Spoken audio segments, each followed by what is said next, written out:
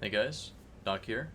I had made a video a couple of days ago regarding Protection Warrior and wanting to share my talent tree and findings with everybody, but today I have found another build that is actually stronger than the previous one.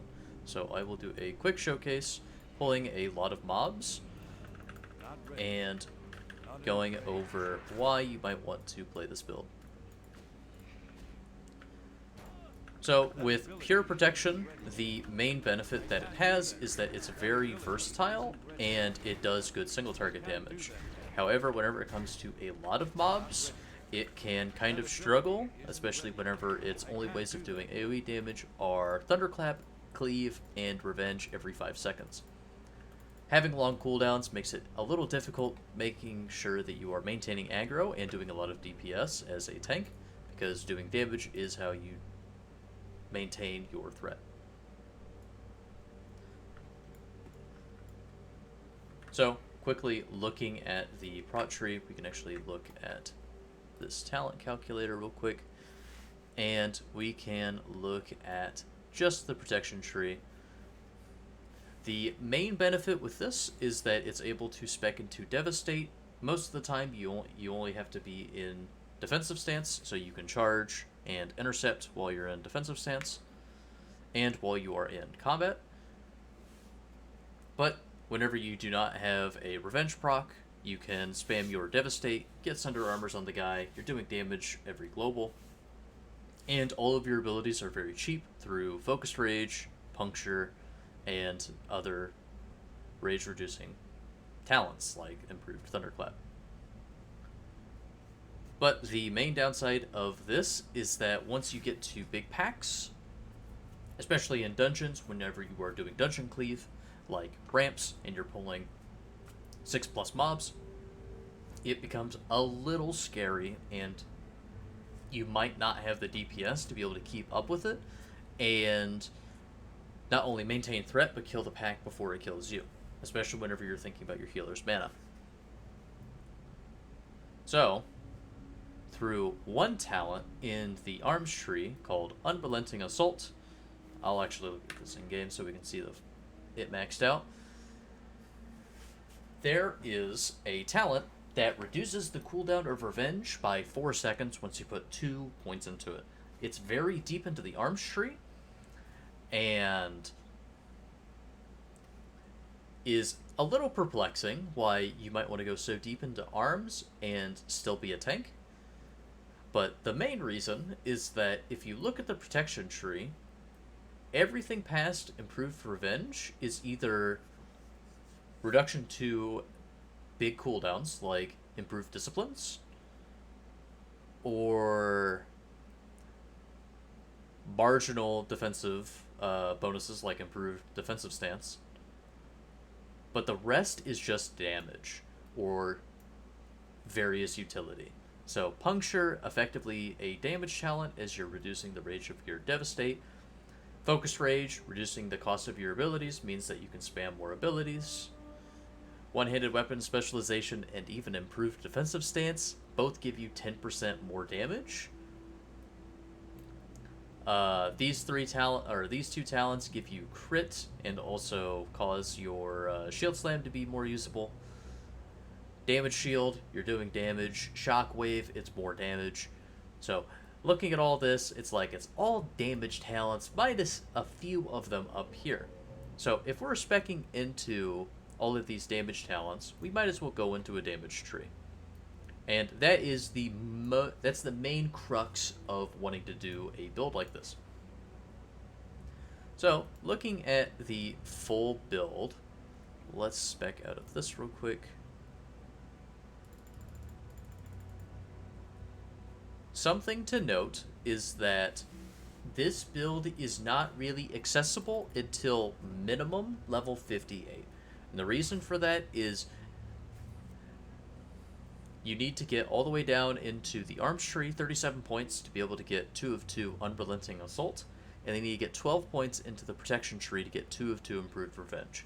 Before then, you might as well just be playing pure prot, as spamming a single target Devastate, not particularly great, and spamming Devastate Revenge, and spamming Revenge without a low cooldown and being very deep into the arms tree does feel a little bad. Some of the things that you get from pure prot before you hit level 60 does make it very nice. Things like one-handed weapon specialization and improved defensive stance just give you very big global damage that does not rely on any gear, whereas arms not only relies on getting gear through like poleaxe specialization and sweeping strikes, but it also has a bunch of small utility like Second Wind and Iron Will for stuns.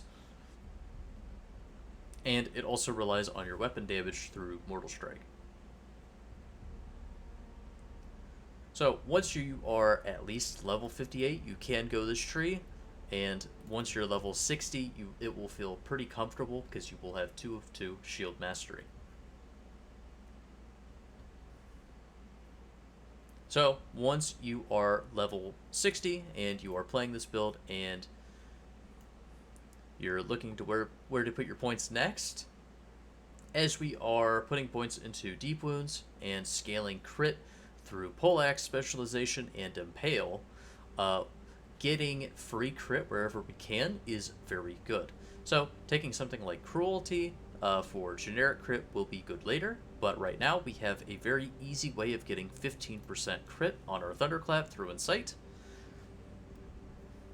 And this will allow us to proc our deep wounds more often and through Thunderclap and Cleave. And because we are scaling our Thunderclap, we want to be taking improved Thunderclap. 30% more damage on Thunderclap is really good. And it also makes us a little bit more defensively capable by reducing the attack speed of people we Thunderclap by an additional 10%. From here, we will want to either take Armor to the Teeth. This is a lot of free attack power, especially even at my level where I have 7,541. This will be giving me quite a bit of attack power. Very quickly, let's see. I would be getting about 210 attack power from this, which is about 70. Is it 70? Yeah, 70 attack power per point. So that's actually not terrible, especially for the point investment. Either way, we will want to be taking Armor to the Teeth and also Cruelty. Getting an extra 5% crit means that we're proccing deep wounds more often, and we're scaling our crit damage through Impale and Poleaxe specialization. Getting an extra 5% crit while wielding axes is pretty nice. So, with all of that being said, once you are level 74, there's really not too much else to look at, and you can kind of put your points wherever you want. There are a couple of notable ones that you might want to consider. You have Juggernaut, which allows you to charge in combat. This is very good whenever you're trying to bounce between mobs that your DPS are unfortunately attacking before you have, used your Thunderclap or anything. And it also adds an additional 25% crit chance to your Mortal Strike, which means that you can charge, Mortal Strike, get your deep wounds on them, and then you can keep going to the next guy. You have Improved Disciplines. Whenever it's 2 of 2, it takes a minute off of your Retaliation and Shield Wall. Retaliation is a very good damage cooldown, especially whenever you are going into B stance, charging, Retaliation.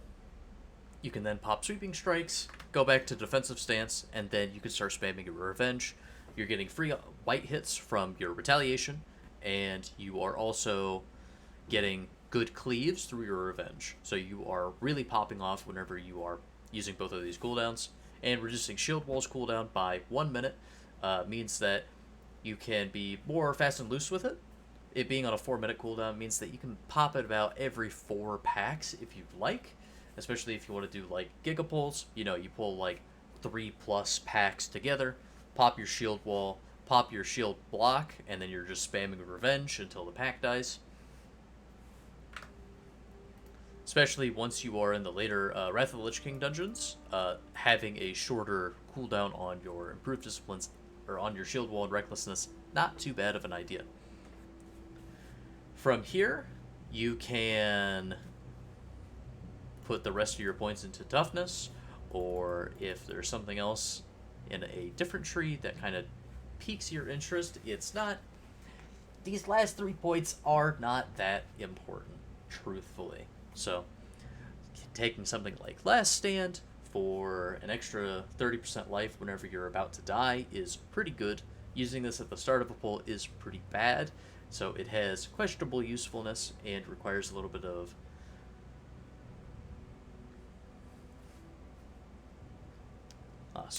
it requires a little bit of experience to use, especially whenever you use it for the first time and you understand how it truly works. Because if I were to pop it right now, I would get about, we'll say, 2,000 extra HP. If I am below 2,000 HP when it expires, I will get dropped down to 1, because it is temporary HP at the end of the day.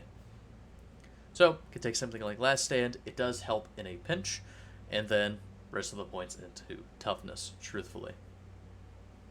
Or you could even take something like Improved Spell Reflection. At this level, we actually do have it, so we can use Improved Spell Reflection for our party if something like a volley goes off or somebody's getting targeted by a caster. So that'll about wrap it up. Hopefully this helps somebody, and maybe it converts you into being a prot warrior, just like me. Because I played Fury for like half an hour, and I realized how little damage it did. And really, this is ridiculous. Just how strong this is, and I'm curious how it's going to perform at max level. Anyways, good luck out there, and maybe I'll see you again.